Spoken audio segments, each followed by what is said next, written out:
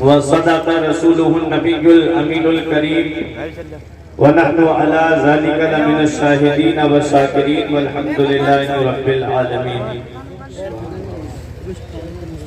آئیے حضرات، ہم اور آپ مل کر سب سے پہلے مصطفیٰ جان رحمت، شمع بزم ہدایت، نو شہی بزم جنت، کعبے کے بدر الدجا، طیبہ کے شمس الضحا، دافع جملہ بلا، شافع روز جزا، جس نبی کی عظمت و شان کو بیان کرتے ہوئے حضور شیخ سعدی شیرازی علیہ رحمہ فرماتے ہیں کہ وصفت کند سعدیے نا تمام علیہ الصلاۃ نبی والسلام۔ جس نبی کی عظمت و شان کو بیان کرتے ہوئے میرا امام فرماتا ہے سرور کہوں کہ مالک و مولا کہوں تجھے، سرور کہوں کہ مالک و مولا کہوں تجھے، باغ خلیل کا گل زیبا کہوں تجھے، تیرے تو وصف عیب تناہی سے ہے بری، حیران ہوں میرے شاہ میں کیا کیا کہوں تجھے۔ آخر رضا نے ختم سخن اس پہ کر دیا، خالق کا بندہ خلق کا آقا کہوں تجھے۔ وہ نبی جن کی عظمت و شان کو بیان کرتے ہوئے میرے پیر و مرشد حضور تاج الشریعہ فخر ازہر فرماتے ہیں جہاں میں ان کی چلتی ہے وہ دم میں کیا سے کیا کر دیں، جہاں میں ان کی چلتی ہے وہ دم میں کیا سے کیا کر دیں، زمین کو آسماں کر دیں، سریا کو سرا کر دیں، فضا میں اڑنے والے یوں نہ اترائیں ندا کر دیں، وہ جب چاہیں جسے چاہیں اسے فرما روا کر دیں۔ تمام لوگ محبت و عقیدت کے ساتھ گنبد خضرا کی جانب لو لگا کر درود پاک کی ڈالیاں محبت کی تھالیوں میں سجا کر پیش کریں۔ پڑھیے بآواز بلند اللہم صلی علی سیدنا و مولانا محمد و بارک وسلم، صلاۃ و سلاما علیک یا رسول اللہ صلی اللہ تعالی علیہ وسلم۔ کوئی لمبی چوڑی تقریر نہیں، بلکہ جس مقصد کے تحت یہ پروگرام رکھا گیا ہے اسی مقصد کو آپ تمامی حضرات کے سامنے پیش کر کے میں اپنی جگہ بیٹھ جاؤں گا۔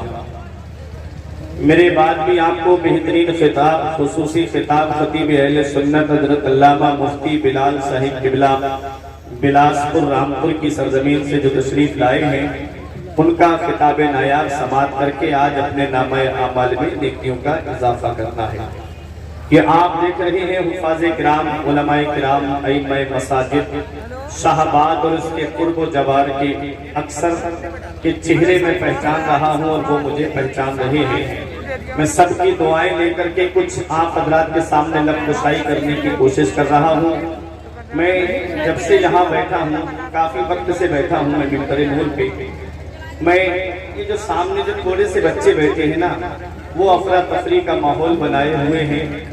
پہلی بات تو دو لوگوں کی طرف میں بالکل توجہ نہیں کرتا، ایک یہ جماعت ہے آپ جن کو دیکھ رہے ہیں اور دوسری یہ ہے کیونکہ جو سننے کا ذہن لے کر کے آتے ہیں تھوڑا پیچھے جا کر کے بیٹھے ہیں اور یہ 50-50 گرام کی بٹیاں آگے بڑھا دی جو آگے جلسے میں افراتفری کا ماحول پیدا کیے ہوئے ہیں۔ اتنی جگہ ریکارڈنگ ہو رہی ہے پھر بھی موبائل جیب سے نکال کر کے پھر بھی اس کو لوڈ کرنا یہ کہاں کی سمجھداری ہے۔ ایم ایس اشرفی پر غریب نواز نیٹ ورک پر اور سب کے میں نام تو نہیں جانتا، لائیو چل رہا ہے، گھر جا کر کے سب کو سن لینا حضرات۔ بس تھوڑی سی توجہ دیں، ایک شعر پہ پوری تقریر کروں گا کہ بخشش کی راہ مومنوں آسان بنا لو، بخشش کی راہ مومنوں آسان بنا لو، اپنے لیے نجات کا سامان بنا لو، اور دنیا کی کتابوں پہ نظر بعد میں رکھنا، دنیا کی کتابوں پہ نظر بعد میں رکھنا، بچوں کو پہلے حافظ قرآن بنا لو، دنیا کی کتابوں پہ نظر بعد میں رکھنا، بچوں کو پہلے حافظ قرآن بنا لو، اور جو بھی رسول پاک پہ قربان ہو گیا مرنے کے بعد خلد کا مہمان ہو گیا، اللہ کی رحمت نے اسے گود میں لیا جس کا بھی بچہ حافظ قرآن ہو گیا، اللہ کی رحمت نے اسے گود میں لیا۔ آپ حضرات کی محبت سے بولو سبحان اللہ۔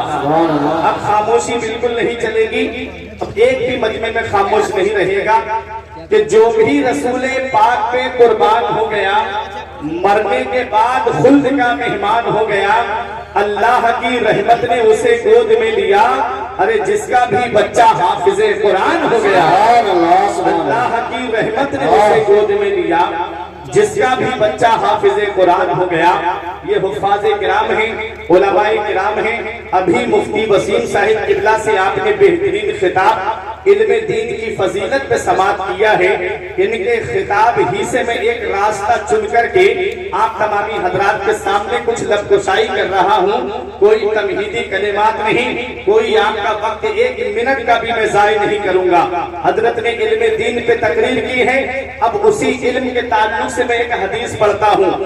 آقا ارشاد فرماتے ہیں، من اراد العلم فعلیہ بالقرآن، جو علم حاصل کرنے کا ارادہ کرے، جو تعلیم حاصل کرنے کا ارادہ کرے، جو ایجوکیشن حاصل کرنے کا ارادہ کرے، تو آقا ارشاد فرماتے ہیں فعلیہ بالقرآن، تو اسے چاہیے کہ وہ قرآن کی تعلیم حاصل کرے، اسے چاہیے کہ وہ قرآن پڑھے، کیونکہ قرآن جس کے سینے میں ہوتا ہے وہ اپنے باپ کا بھی ادب کرتا ہے، قرآن جس کے سینے میں ہوتا ہے وہ اپنی ماں کا بھی مرتبہ جانتا ہے، قرآن جس کے سینے میں ہوتا ہے وہ اپنے بڑے بھائی کا بھی ادب کرتا ہے، قرآن جس کے سینے میں ہوتا ہے وہ پڑوسیوں کے حقوق جانتا ہے، قرآن جس کے سینے میں ہوتا ہے وہ اپنے رشتہ داروں کے حقوق جانتا ہے، قرآن جس کے سینے میں ہوتا ہے وہ اپنے ماں باپ کے حقوق بھی پہچانتا ہے۔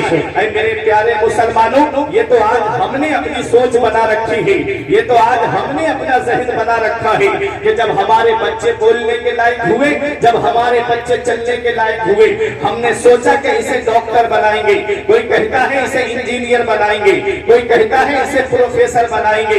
ہم نے مدرسے کا رخ نہیں کرایا، دینی تعلیم کی طرف ہم نے رخ نہیں کرایا۔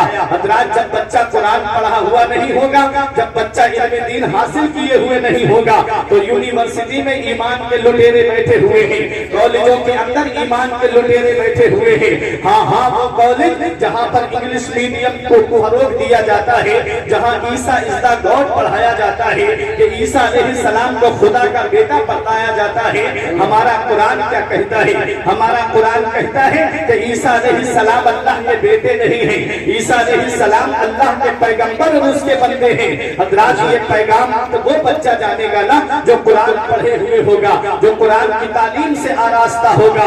آج اپنے ذہن کو میری طرف متوجہ کیجئے، تم کیا سمجھتے ہو قرآن کی تعلیم سے ہٹ کر کے تم کامیاب ہو جاؤ گے؟ قرآن حاصل نہ کرنے کے بعد تم کامیاب ہو جاؤ گے؟ اتنا یاد رکھنا پیارے مسلمانوں، جب دنیا میں کوئی یونیورسٹی نہیں تھی، جب دنیا میں کوئی کالج نہیں تھا، جب دنیا کے اندر کوئی اسکول نہیں تھا، حضرات اب سے میں آپ سے پوچھنا چاہتا ہوں، سب سے پہلی یونیورسٹی کب بنی ہے؟ سب سے پہلا کالج کب بنا ہے؟